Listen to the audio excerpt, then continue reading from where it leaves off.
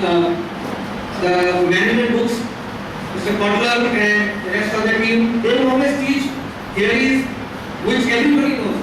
There's nothing going to be different in those theories. And entrepreneur is one step ahead because he is able to make his own theories. He is able to develop something which is different than what the rest of the people do.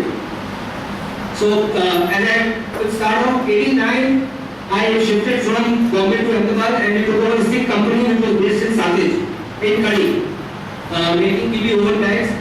Since I had specialized in plastics and packaging was the flavor as maybe biotech or IT is now, in the early 80s and the 90s, that was almost the flavor of the everyone was passing out, and that's how I got into this business. And from 89, let's say we have kept growing almost every year, installing at various locations. And from 89 to 90 to 93, we were in virtually every sector. With a very small capacity, we were trying to sell to fertilizer, we were trying to sell to cement.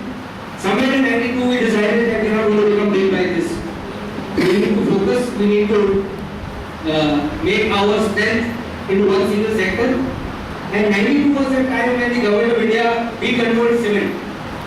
All of these students are going to be born post 90s, so you don't know what control is. But there was a time in India when everything was controlled by the government. How much cement you will produce? Was there a license was issued? How much cement you could sell? There was something called quotas. At that point of time in 1992, cement was decontrolled. And there was going to be a huge surge in cement capacity. We decided to focus ourselves in cement.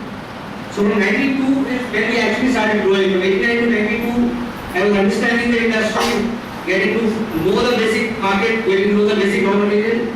Also in 92, Reliance started the Hazira plant. That's for the first time our raw material, which is basically polypropylene and high density polyethylene, commonly known as PP and SDP, they started to be made in India. So then we had to only import. So in 92, raw material came in, cement decontrol came in, and we took up from there. First extruder, we put extruder incidentally our main plant. Our main machines are called extruders. We now have 5 extruders. So 92 was our first extruder. 94 December we went public. We went to the IPO in 1994. From 94 we got into garment accessories. With our public issue we got into garment accessories. 97, 2000, 2004 and now 2011 we have put on additional capacities these years. In between 2094 when we started our making, let's say 2 lakh labels per day, we now make almost a million labels, which is 10 lakh labels per day. So label division also, which is the garment accessory division also, we have continuously grown there. And 2006 we got into plastic additives, plastic compounds. Essentially it was backward integration for us. We used to need all these compounds for our own processing, and we got a German collaboration who said we can do it in India. So we got into that. There also we now do almost 1,000 tons per month. In terms of turnover, 60% of our turnover comes from the bag business, and the remaining 2 businesses give us about 20% each.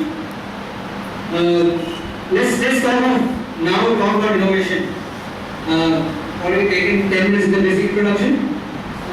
I will tell you about 3, 4, 5 small stories which actually happened and how we use them to our advantage.